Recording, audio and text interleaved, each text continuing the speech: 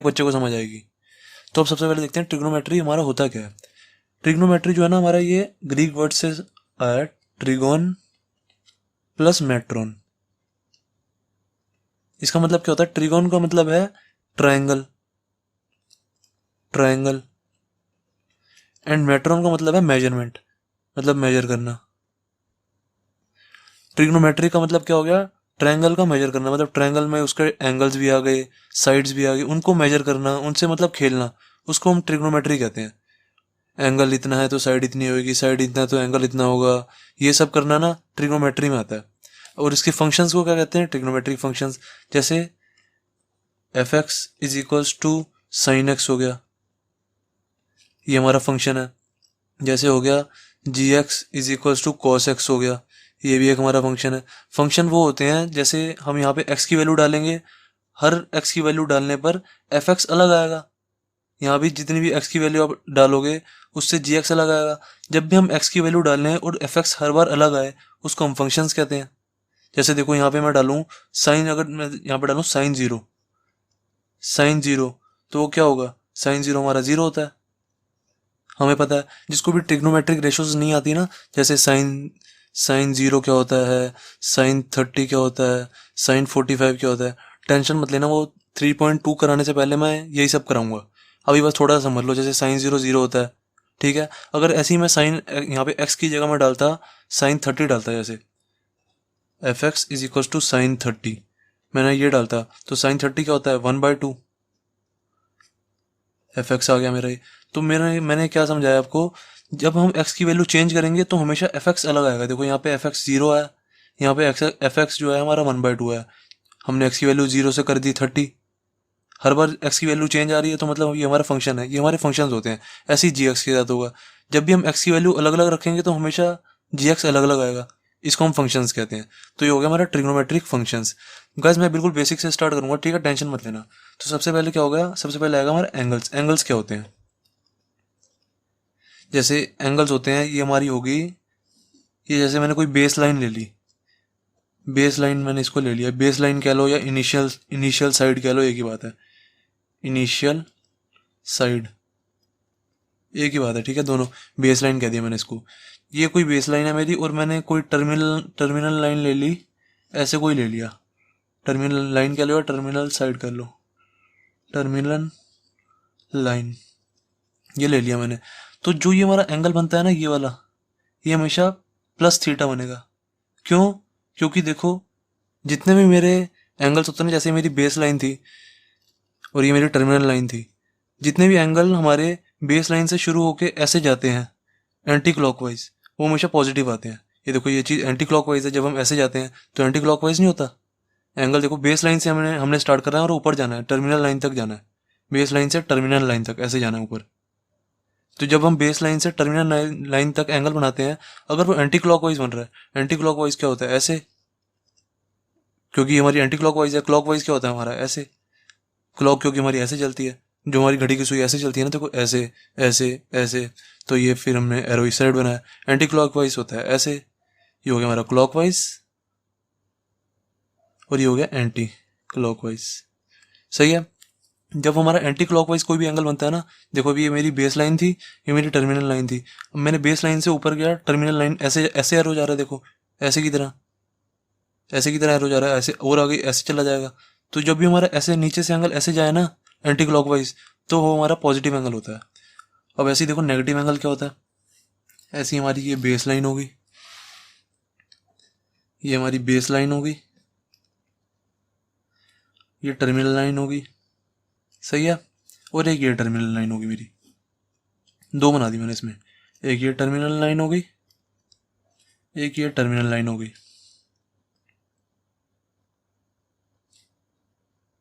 अब देखो, मैंने आपको क्या बताया था, जो मेरा ये बेस लाइन से ऐसे एंटी क्लॉकवाइज में एंगल बनेगा वो तो प्लस होगा। अब देखो ये वाला एंगल देखो, ये मेरी बेस लाइन थी, इससे मैं नीचे जाऊंगा ऐसे, ये क्या आ रहा है? क्लॉकवाइज आ रहा है।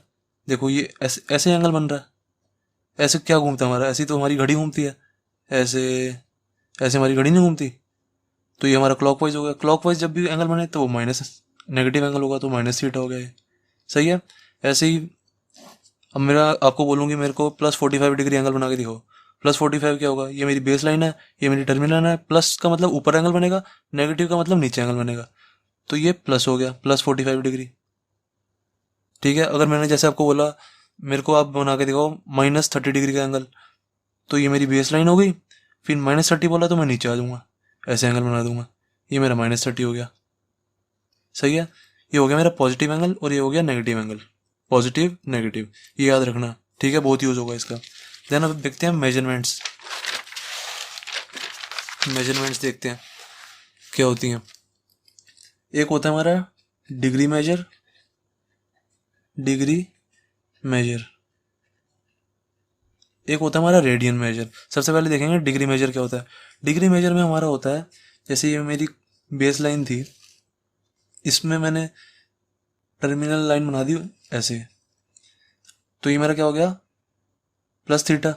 तो इसको हम कहते हैं, जो हम लाइन से जो एंगल बनाते हैं ना वो डिग्रीज में आता है, तो ये डिग्रीज में आएगा। मैंने आपको बताया था, यहाँ पे देखो ये +45 डिग्री बना था मेरा, ये -30 डिग्री बना था ये। सही है, तो ये जो हमारे एंगल बनेंगे डिग्रीज में बनेंगे जब हमारी बेस लाइन ऐसे होएगी, बेस लाइन और टर्मिनल लाइन यूज होगी, मतलब टर्मिनल लाइन, तो हमारे ये डिग्रीज में एंगल बनेंगे। ऐसे ये वाला जो एंगल बनेगा, जैसे मैंने बोला -30 डिग्री या -60 डिग्री एंगल बनाओ, तो मेरा जो ये वाला एंगल बनेगा ऐसे -60 डिग्री में आएगा। ये बेस लाइन और टर्मिनल लाइन यूज हुई, ये हमारा डिग्री मेजर होता है। ऐसे हम डिग्री में नापते हैं। जैसे मैंने बोला आपको, कोई दो लाइनों के बीच का एंगल क्या है, जैसे एक ये लाइन जा रही है, एक ये लाइन जा रही है, तो इनके बीच का एंगल हम हमेशा डिग्री में बताएंगे कि इन दो लाइनों के बीच में एंगल है 30 डिग्री, या इन दो लाइनों के बीच का एंगल है 60 डिग्री, 90 डिग्री, 120 डिग्री। ठीक है, तो डिग्री हम ऐसे मेजर करते हैं। अब जैसे देखो गाइस, ये जैसे कोई मेरी बेस लाइन होती, ठीक है, ये जैसे मैंने बनाया था, ये 30 डिग्री बनाया, जैसे मैंने 30 डिग्री बना दिया टर्मिनल लाइन के साथ। अगर मेरी ये टर्मिनल लाइन ऐसे घूमते घूमते, जैसे ये अभी यहाँ पे 30 डिग्री पे है, फिर हो सकता है कभी आगे ऐसे जाए, हो सकता है कभी ऐसे जाए, ये हो जाएगा 90 डिग्री। सबको पता है ये वाला एंगल क्या हो जाएगा, 90 डिग्री। सही है, अब ऐसे ऐसे घूमते घूमते अगर मेरी ये टर्मिनल, ये जो है मेरी ये बेस लाइन जो है मेरी, ऐसे घूमते घूमते, जैसे पहले ऐसे थी, फिर ऐसे हो जाए, फिर ऐसे, ऐसे कहीं घूमते घूमते, ऐसे घूमते घूमते अगर मेरी टर्मिनल लाइन मान लो ऐसे आ गई, फिर हो सकता है टर्मिनल लाइन मेरी सीधा ऐसे ही आ जाए, बेस लाइन के ऊपर ही आ जाए टर्मिनल लाइन। तो ये मेरा क्या एंगल होगा, ये एंगल होगा मेरा 360 डिग्री। मैंने कैसे निकाला, देखो ये मेरी क्या थी, बेस लाइन। तो बेस लाइन से मैं स्टार्ट हुआ, बेस लाइन से स्टार्ट होना मैंने आपको बताया, जब एंगल नापेंगे तो बेस लाइन से स्टार्ट होना है। बेस लाइन से मैं स्टार्ट हुआ और टर्मिनल लाइन भी मेरी यही स्ट्रेट जा रही है, तो मैं बेस लाइन से ऐसे स्टार्ट हुआ, ऐसे करके ऐसे पूरा सर्कल बन गया। जब पूरा सर्कल बन जाता है तो वो क्या होता है, 360 डिग्री। तो ये वाला एंगल क्या है, 360 डिग्री। और एंगल्स बताता हूँ डिग्रीज में। देखो जैसे ये मेरी बेस लाइन थी, अब मेरी टर्मिनल लाइन जो है वो यहाँ ऐसे आ जाए स्ट्रेट इसके बिल्कुल, तो ये वाला एंगल क्या होता है, 180 डिग्री। ठीक है, जब भी स्ट्रेट लाइन जो पूरी बन जाती है ना वो हमेशा 180 डिग्री होता है, और जब ऐसे एंगल का पूरा सर्कल ही बन जाता है तो वो 360 डिग्री हो जाता है। सही है, अब एक और देखते हैं। जैसे ये मेरी बेस लाइन है, सही है, और मैंने टर्मिनल लाइन बनाई ऐसे, तो ये कितना एंगल हो गया मेरा, ये वाला एंगल हो गया 270 डिग्री। अब गैस कई बच्चे बोलेंगे सर आपने बताया था कि बेस लाइन से जब ऐसे नीचे पे बनाओ कुछ तो नेगेटिव में बनता है। ऐसा तब होगा, देखो ये जैसे मैंने बताया था, यहाँ पे देखो ये मैंने बताया ना आपको -60 डिग्री एंगल है।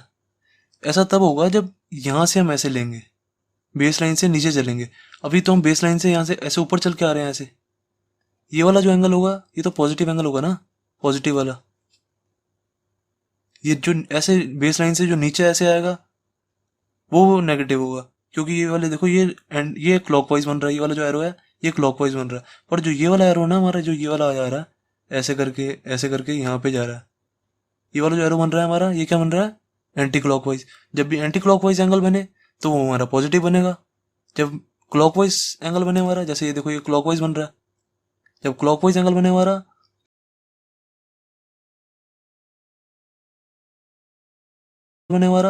तो वो नेगेटिव होगा। हमेशा याद रखना। अब ऐसे ही यहाँ पे देखो, ये वाला एंगल क्या हो गया, पॉजिटिव 270 डिग्री, सही है। और ये वाला एंगल क्या हो जाएगा, ये वाला एंगल ये नेगेटिव में हो जाएगा, नेगेटिव 90 डिग्री। देखो ऐसे था जब हमारा प्लस 90 डिग्री था यहाँ पे, और जब मैंने इसको ऐसे टर्मिनल साइड को ऐसे नीचे कर दिया, यहाँ पे ऐसे बना दिया ये, तो ये क्या हो गया, माइनस 90 डिग्री। वही चीज़ मैंने यहाँ पे की है। तो बस ये मेरा डिग्री मेजर्स के एंगल है, इसको ध्यान रख लेना अच्छे से कि हमारे एंगल पॉजिटिव कब होते हैं और नेगेटिव कब होते हैं। पॉजिटिव कब होते हैं, जब एंटी क्लॉकवाइज एरो जाए हमारा, क्लॉकवाइज ये मतलब एंगल जाए, एंटी क्लॉकवाइज एंगल जाए हमारा। और नेगेटिव कब होता है, जब क्लॉकवाइज एंगल जाए हमारा, क्लॉकवाइज एंगल, सही है। अब गैस डिग्री मेजर का लास्ट कंसेप्ट देख लेते हैं। जैसे गैस हमें ये डिग्री दी हुई है, मान लो हमें को डिग्री दी हुई है 1 डिग्री, मान लो कि एंगल 1 डिग्री है, ठीक है, 1 डिग्री, मान लो कि एंगल 1 डिग्री, वैसे ये 1 डिग्री है नहीं, 1 डिग्री बहुत छोटा होगा, थोड़ा मैं आपको बड़ा बना के दिखा रहा हूँ। मान लो कि एंगल 1 डिग्री है, जो ये एंगल होता है हमारा 1 डिग्री, वो हमेशा इक्वल होता है, 1 डिग्री इज इक्वल टू होता है 60 मिनट्स के, हमेशा याद रखना 1 degree is equal to 60 minutes होता है। ये मिनट्स का साइन है, जो ये वाला साइन है ना हमारा, ये मिनट्स का साइन है हमारा, मिनट्स, ओके। तो 1 डिग्री हमेशा होता है 60 मिनट्स के, और जो 1 मिनट होता है वो होता है 60 सेकंड्स के इक्वल, ये तो सबको पता है। 1 मिनट जो होता है जो हमारा, वो 60 सेकंड्स के इक्वल होता है, ये सेकंड्स का साइन है। जैसे जब दो हम ऐसे लगा देते हैं ना, कॉमर्स, 2 कॉमर्स, तो ये होता है हमारा सेकंड्स। ये कंसेप्ट को अच्छी तरह याद रख लेना, 1 degree is equal to 60 minutes होता है, और 1 minute is equal to 60 seconds होता है। ये चीज़ हमारी एक्सरसाइज 3.1 में बहुत यूज़ होगी, इसको बिल्कुल अच्छे से याद कर लो, ठीक है। ये देख लेना अच्छे से, ये बहुत बार यूज होगा हमारा एक्सरसाइज 3.1 में। 1 degree is equal to 60 minutes, 1 minute is equal to 60 seconds. Degree measure इतना हो गया हमारा खत्म। अब हम देखेंगे रेडियन मेजर। रेडियन मेजर भी इजी है, बस पहले थोड़ा बेसिक पढ़ा दूं, उसके बाद स्टार्ट करेंगे 3.1। रेडियन मेजर,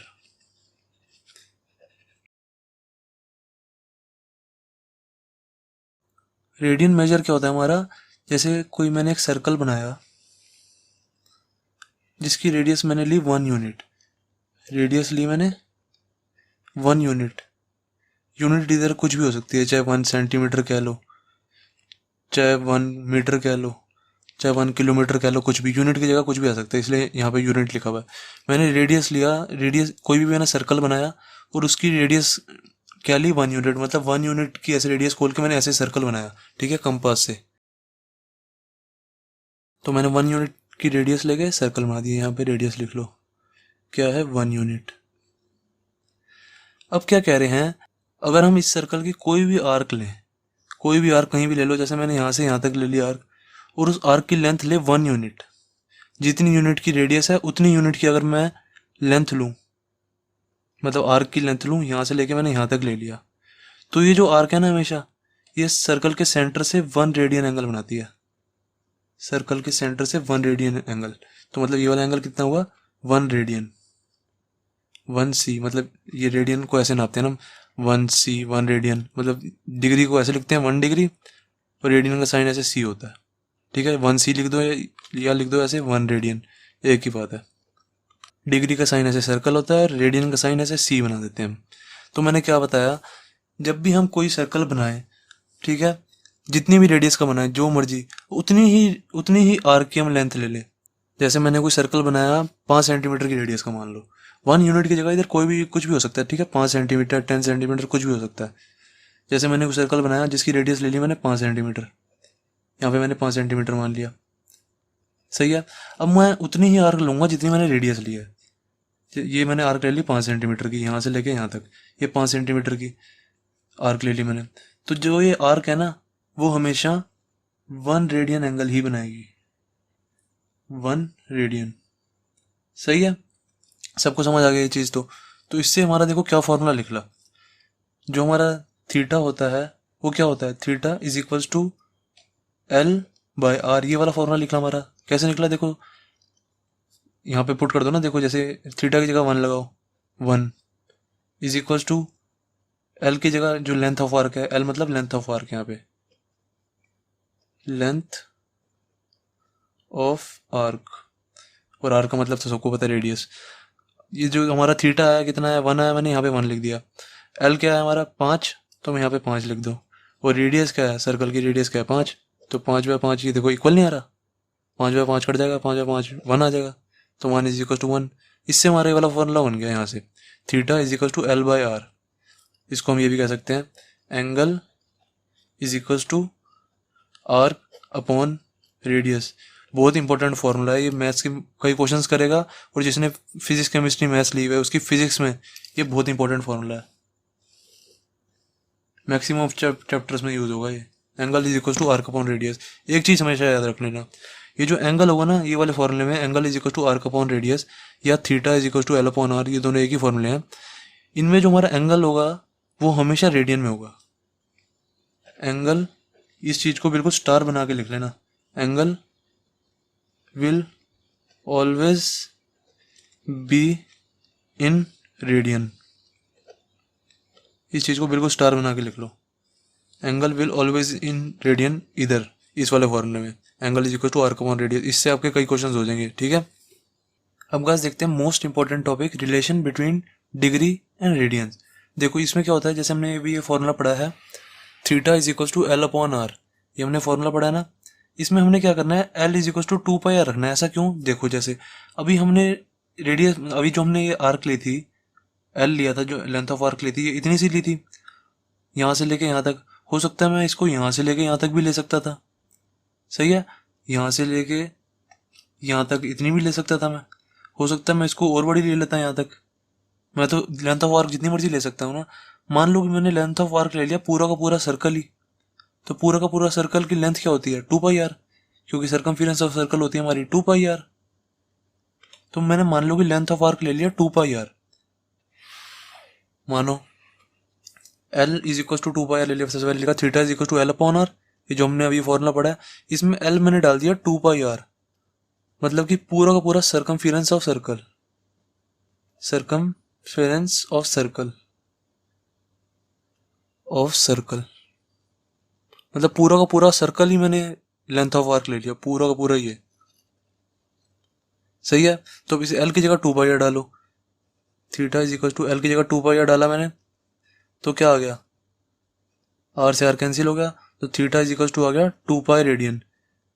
ये चीज़ हमेशा याद रखना, इस वाले फॉर्मूले से हमेशा जो थीटा आएगा रेडियन में आएगा। मतलब क्या हुआ, जब ये 1 यूनिट की आर्क थी, तो इस सेंटर में कितना एंगल बना रही थी 1 रेडियन। और जब मैंने पूरा का पूरा सर्कल ले लिया, पूरा का पूरा सर्कल, तो ये सेंटर में कितना एंगल बना रहा है, ये कह रहे हैं 2π रेडियन, सही है। और असली में हमें क्या पता है, जो पूरा का पूरा सर्कल होता है ना, वो हमेशा सेंटर में 360 डिग्री का एंगल बनाता है, 360 डिग्रीज में, ये हमें पता है, ये आपको भी पता होना चाहिए। जो पूरा का पूरा सर्कल होता है ना, वो हमेशा सेंटर में, इस सेंटर में पूरा का पूरा 360 डिग्री का एंगल बनाता है। और इस फॉर्मूले से हमने क्या निकाला है, जो हमारा सर्कल है, ये सर्कल ही तो है एक तरह का 2πr, सर्कमफेरेंस ऑफ सर्कल, जो हमारा सर्कल है वो सेंटर में 2π रेडियन एंगल बना रहा है। तो मतलब 2π रेडियन = 360 डिग्री नहीं हो गया, क्योंकि ये पूरा का पूरा सर्कल सेंटर में 2π रेडियन एंगल बना रहा है, और इधर जो हमें पता है जो सर्कल होता है सेंटर में 360 डिग्री एंगल बनाता है, तो ये दोनों इक्वल हो जाएंगे। तो क्या हो जाएगा, 2π = 360 डिग्री, चाहे यहाँ पे 2π रेडियन कह लो, 2π रेडियन = 360 डिग्री। ये हमारा मेन फॉर्मूला आ गया, 2π रेडियन = 360 डिग्री। तो यहाँ से अगर मैं सिर्फ 1π की वैल्यू निकालूँ 1π रेडियन की, तो कितना आ जाएगा, 360 डिग्री बाय 2 हो जाएगा ये, तो कितना हो जाएगा 180 डिग्री। तो इसका मतलब क्या हुआ, 1π रेडियन, 1π रेडियन कह लो चाहे π रेडियन कह लो, एक ही बात है, 1π रेडियन = π रेडियन, एक ही बात है, 1 लिखो ना लिखो एक ही बात होती है, = 180 डिग्री हो गया। अब ये जो फॉर्मूला है ना, इस फॉर्मूले से हमारे सब कुछ हो जाएगा, सारा का सारा रिलेशन बन जाएगा। देखो अब हमें कह रहे हैं 1π रेडियन = 180 डिग्री है, तो यहाँ से 1 रेडियन कितना बन जाएगा, वही यूनिटरी मेथड यूज कर रहा हूँ मैं। 1π रेडियन = 180 डिग्री है, तो 1 रेडियन कितना हो जाएगा, 1 रेडियन = 180 डिग्री अपॉन में पाई, सही है। 1 radian = 180 degree, 1 radian = 180 degree upon में पाई। अब ऐसे ही अगर मैं डिग्री में निकालता, जैसे मुझे दिया हुआ है 180, इसको यहाँ 180 डिग्री को इधर लिख लो, 180 degree is equal to 1 pi radian है, ये है हमारा, इसको मैंने बस उल्टा करके लिख लिया। तो यहाँ से 1 डिग्री क्या आ जाएगा, 1 degree is equal to 1 pi upon में 180 डिग्री, रेडियन लिख लो, या यहाँ पे 1 लिखो ना लिखो एक ही बात है, ठीक है ना, मैं आपको लिख के बता रहा हूँ, उससे ज़्यादा आपको अच्छी तरह समझ आएगा।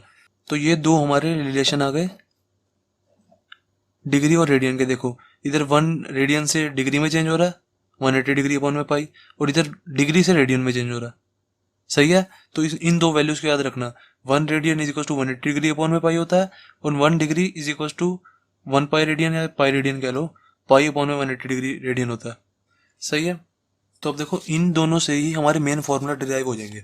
अब जैसे दिया हुआ है हमें 1 radian is equal to 180 degree upon में पाई, और अगर हमें बोला होता 5 रेडियन की वैल्यू निकाल के बताओ 5 रेडियन, तो हम क्या करते, 1 रेडियन की इतनी वैल्यू है 180 डिग्री अपॉन में पाई, तो 5 रेडियन की क्या होगी 180 डिग्री अपॉन में पाई इंटू में 5, ये हमारा डिग्री में आंसर आ जाता है, बस डिग्री में, सही है।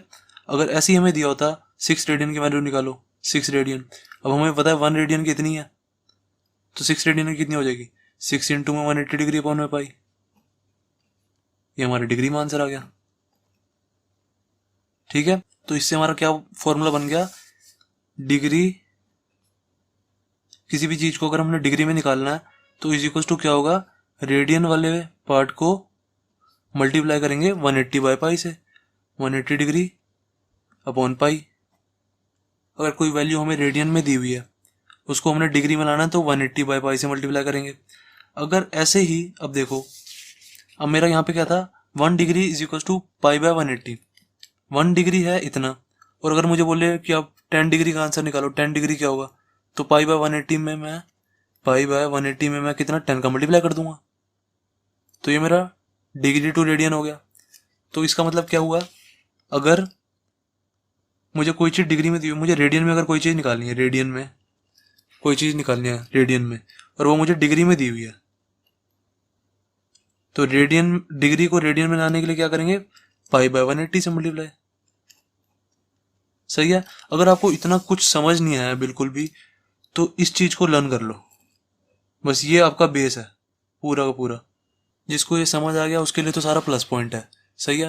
और जिसको नहीं समझ आया ना तो कोई दिक्कत वाली बात मत लेना, बस इतना याद रख लो कि degree to radian pi by 180 का multiply, radian to degree 180 by pi का मल्टीप्लाई, बस इतना याद रखना है। कोई भी इन दोनों में से कोई एक याद रख लो, दूसरा तो उसका उल्टा ही होगा ना, बस नीचे वाले को याद रख लो कि अगर रेडियन में आंसर लाना है तो पाई बाय 180 का मल्टीप्लाई होगा, बस इतनी चीज़ याद रख लो, ऊपर वाली चीज़ तो उसका उल्टा हो जाएगा।